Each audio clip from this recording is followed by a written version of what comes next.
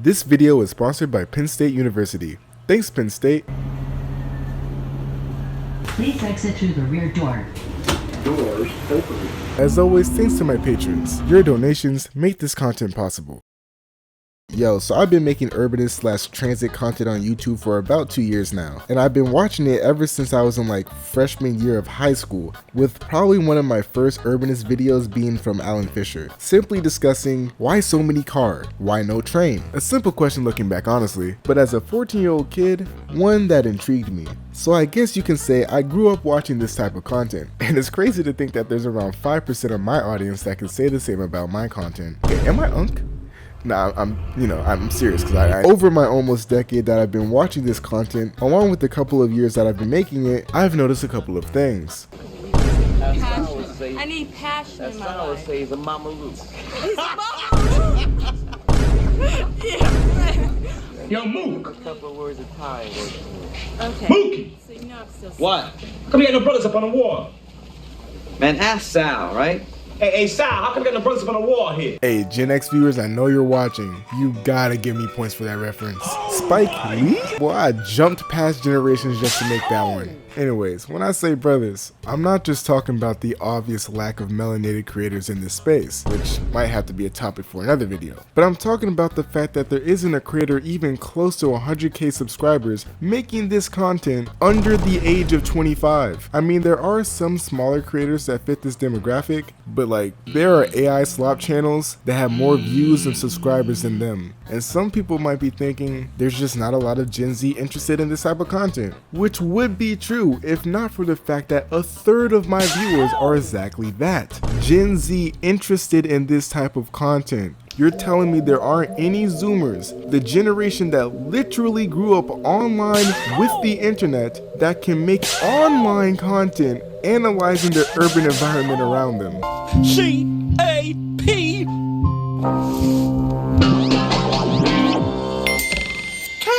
So I realized that the problem wasn't that there aren't any of us making this type of social issue urbanist based content, but the fact that there isn't a platform for us to get visibility to make said content. I mean, without it, you're just speaking into the void of the algorithm. And I've had my fair share of those videos, and it could be pretty demoralizing. So I listened to Sal's advice. You want brothers on the wall? Get your own place, you can do what you want to do. And instead of burning Sal's down, I came up with a plan. I would open up my own pizzeria. We're talking figuratively though. Stop imagining me as Sal, follow along. I applied for a Penn State research grant with the idea of, what if I gave the most underrepresented group in the YouTube urbanism space a platform? And I know it's not a very large platform, but it's a platform. And just note, when I say underrepresented, I'm not talking about Gen Z. I'm talking about Gen Alpha.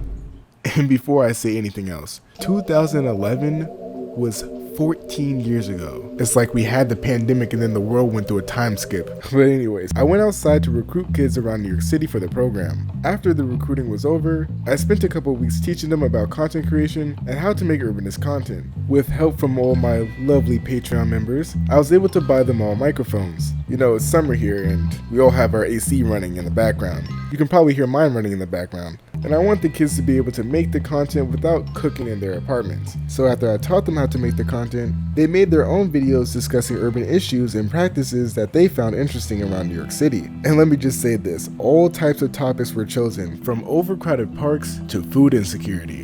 And I was looking at my own content and I was like, man, I talk about trains. With the kids and the parents' permissions, I've combined all their videos to fit within this one. It should be noted that all revenue from the first 2 weeks of this video being uploaded will be split equally amongst the kids, which means hit that thanks button below the video to super chat and donate. Without further ado, let's get into their videos. The following content was created by kids age 11 to 16 over only a course of a week. There are many different problems in New York City, but one of the biggest problems is food insecurity. According to the New York City Mayor's Office of Food Policy, about 1.2 million out of the 8.4 million people in New York City struggle with food insecurity.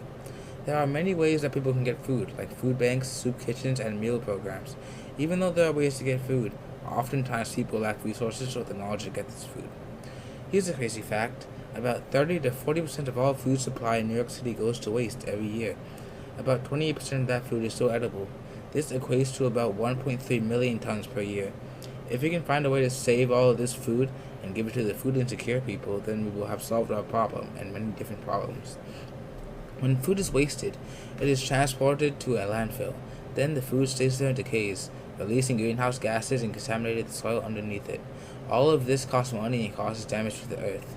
If we give the wasted edible food to the people that need it, it will fix or help a lot of the problems that we have. The solution is to create a company to help and bring all this unused food from restaurants and grocery stores to facilities to give to the people that are food insecure. We will make many small facilities close to grocery stores and that are giving us their unsold food, and we will immediately give it to people that need it. These facilities will also distribute water. This will help to lower the cost of transportation and cut down on greenhouse gas emissions. Most of these facilities will be open 12 hours a day, but there will be some that are open 24 hours a day. This is a huge task to complete, but you can help this by not buying too much food and then wasting it. Also, you can volunteer at these facilities since they will be non-profit.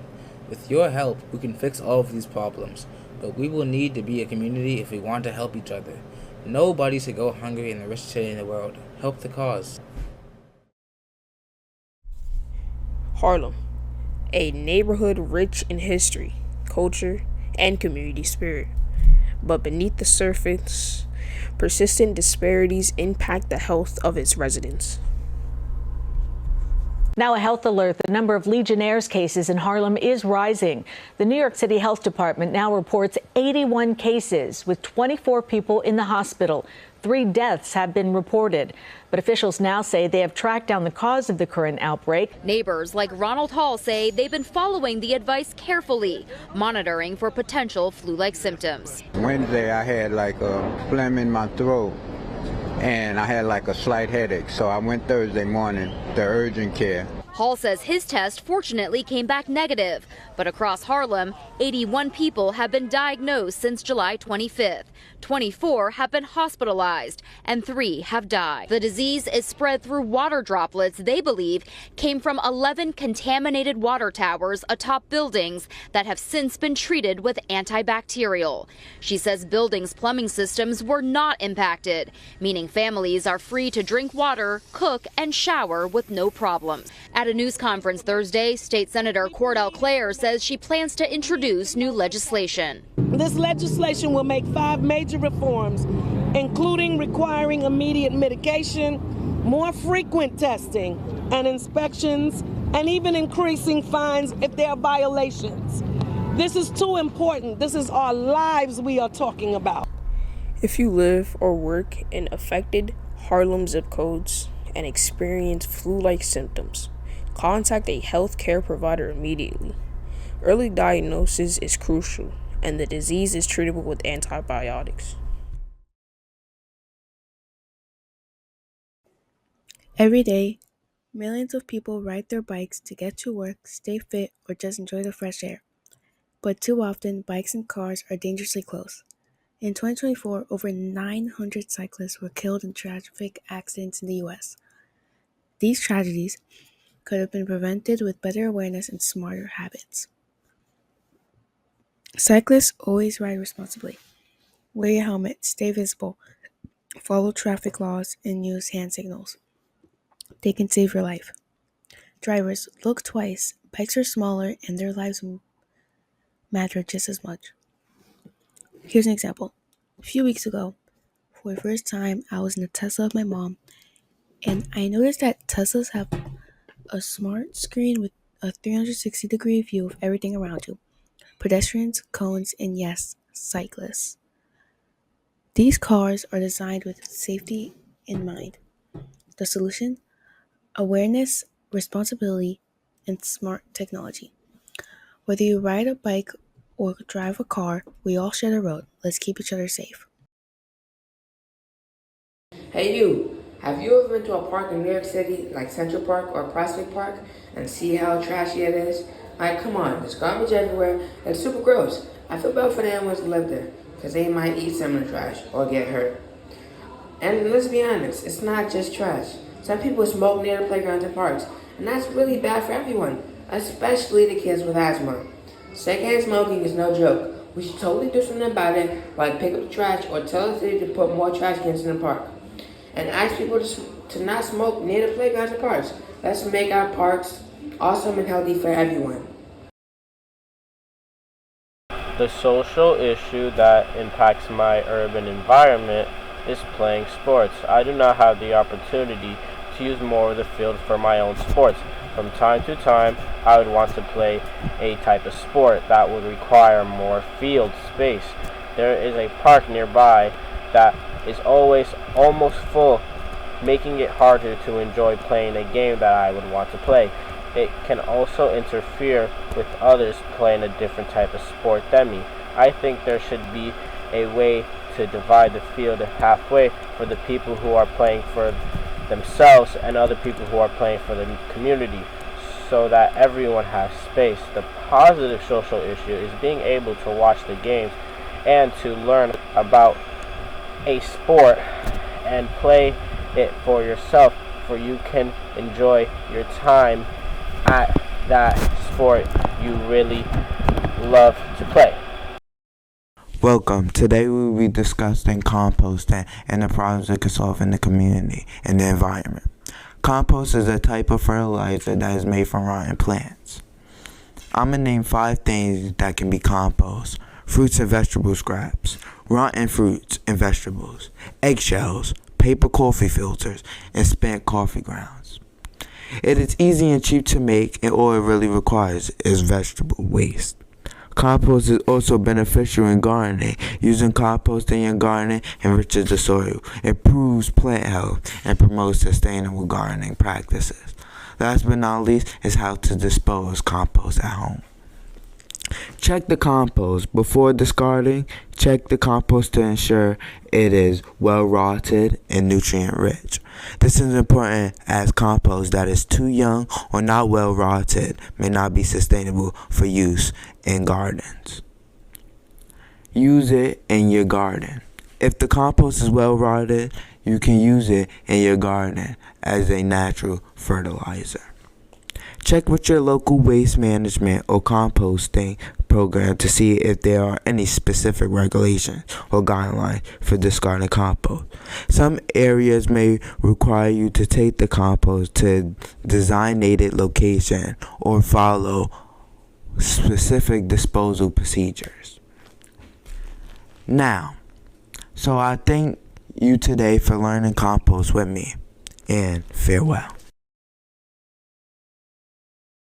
Today I will be discussing reasons to recycle and the benefits of going green and how it can change the community and the environment. Recycling reduces waste, saves energy, and protects wildlife. Preserve landfills and space and minimize pollution.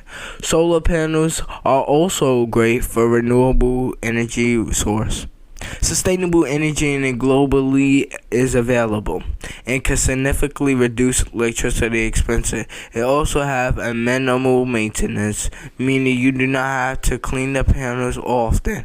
It also doesn't require batteries. The benefits of electrical hybrid cars are environmental. Eliminates the need for fossil fuels. Electric cars offer a way to reduce greenhouse and gas emissions and dependence on non-renewable energy source. Hybrid cars are also, on the other hand, combine the benefits of both electric and conventional gasoline and renewed vehicles. So going green can create a cleaner and greener environment. Let's recycle, go green. Thank you for learning recycling with me, and have a good day. Well, I guess it's my turn to talk about my social urbanist issue. Kids get infantilized to the point where their voices often go unheard. This type of ideology is getting baked into our education system, where kids don't learn how to use critical thinking and explore their own world in a healthy way. This can have negative ramifications when they become adults and the world becomes more overwhelming. The goal of this program is to give kids the space to do that, explore, learn, and voice their ideas. This is how you create a thing called hope, something that as adults we sometimes take for granted. This program is also a way for me to give back to my community and give kids a chance to do something I wish I had at their age. You have to understand that this program was planned and created within 4 months, so it was difficult to coordinate with schools and summer programs. Most of these kids are already a part of summer programs, which means all of them took time out of their busy schedules to make these videos. I'm going to try my hardest to continue this program for kids in the future in partnership with local schools, obviously making it longer than a couple of weeks so students have time to learn and edit their work. So please continue subscribing to my Patreon, as you're not just supporting me but also supporting the program. Again, thanks to Penn State for this opportunity, and as always, if I earned your like and subscription, I love you, and if you made it this far in the video, just remember that your voice matters.